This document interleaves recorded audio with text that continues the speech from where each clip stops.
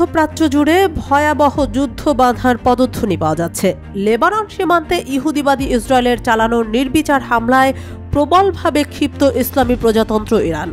এমন উত্তপ্ত পরিস্থিতির মাঝে লেবাননে ইসরায়েল আবারও কোনো হামলা চালালে ধ্বংসকারী যুদ্ধ শুরু হবে বলে হুঁশিয়ারি উচ্চারণ করেছে ইরান।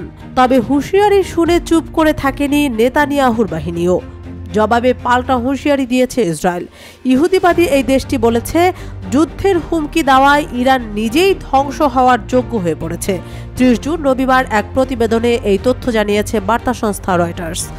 রয়টার্সের প্রতিবেদনে বলা হয়েছে, বিলুপ্ত করে দেওয়ার মতো যুদ্ধের বার্তা সম্বলিত যে হুমকি ইরান দিয়েছে তা দেশটিকে ধ্বংসের যোগ্য করে তুলেছে বলে ইসরায়েলের পররাষ্ট্রমন্ত্রী ইসরায়েল কাটজ শনিবার জানিয়েছেন।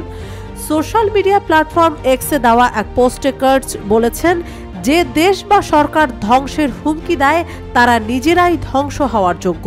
তিনি আরও বলেন, হিজবুল্লাহ যদি লেবানন থেকে ইসরায়েলে গুলিবর্ষণ বন্ধ না করে এবং সীমান্ত থেকে সরে না যায়, তাহলে ইরান সমর্থিত ওই সশস্ত্র গোষ্ঠীর বিরুদ্ধে পূর্ণ শক্তি নিয়ে কাজ করবে ইসরায়েল। বড় ধরনের হামলা চালাতে ভাববে না ইসরায়েলি বাহিনী।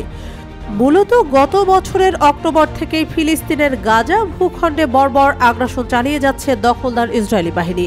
এরপর থেকেই মূলত লেবাননের সশস্ত্র গোষ্ঠী হিজবুল্লাহ ও ইসরায়েলের মধ্যে সংঘর্ষ বাড়তে শুরু করে।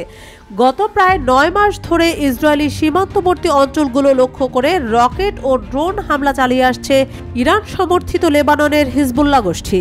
এর উত্তরে দখলদার ইসরায়েলি বাহিনীও পাল্টা হামলায় মেতেছে। সম্প্রতি এই দুই পক্ষের মধ্যে উত্তেজনা চরম আকার ধারণ করেছে, যার ফলে পুরো মধ্যপ্রাচ্য জুড়ে এখন উদ্বেগপূর্ণ পরিস্থিতি বিরাজ করছে। এদিকে হিজবুল্লাহ যেন সীমান্ত এলাকায় আর হামলা চালাতে না পারে, সেজন্য তাদের বিরুদ্ধে পূর্ণমাত্রার যুদ্ধের হুমকি দিয়ে আসছে ইসরায়েল। এমন অবস্থায় গত শুক্রবার জাতিসংঘে অবস্থিত ইরানের মিশন হুমকি দিয়েছে, যদি ইসরায়েল লেবাননে হামলা চালায় তাহলে ইসরায়েলে বিলুপ্তকারী বা ধ্বংসকারী যুদ্ধ শুরু হবে। এছাড়াও ওই অঞ্চলে ইরানের যেসব প্রক্সি প্রতিরোধ বাহিনী রয়েছে তারা সবাই যুদ্ধে যোগ দেবে বলেও হুঁশিয়ারি দেওয়া হয়। যদিও এক্সে দেওয়া পোস্টে ইরানি মিশন আরও বলেছে, লেবাননের বিরুদ্ধে ইসরায়েল যুদ্ধ শুরুর যে হুমকি দিচ্ছে এটিকে তারা একটি প্রোপাগান্ডা ও স্নায়ু যুদ্ধ হিসেবে বিবেচনা করছে। এর আগে গত সপ্তাহে সোশ্যাল মিডিয়ায় দেওয়া এক পোস্টে জাতিসংঘে নিযুক্ত ইরানের মিশন জানায়, নিজেকে বাঁচাতে দখলদার ইসরায়েলের যে কোনো দুরভিসন্ধিমূলক সিদ্ধান্ত এই অঞ্চলকে একটি নতুন যুদ্ধে নিমজ্জিত করতে পারে, যার পরিণতিতে লেবাননের অবকাঠামো এবং সেই সাথে 1948 সালের অধিকৃত অঞ্চলগুলো ধ্বংস হতে পারে।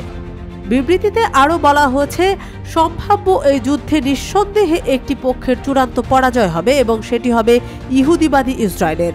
হিজবুল্লাহর নিজেকে এবং লেবাননকে রক্ষা করার ক্ষমতা রয়েছে। সম্ভবত এই অবৈধ সরকারের পতনের সময় এসেছে।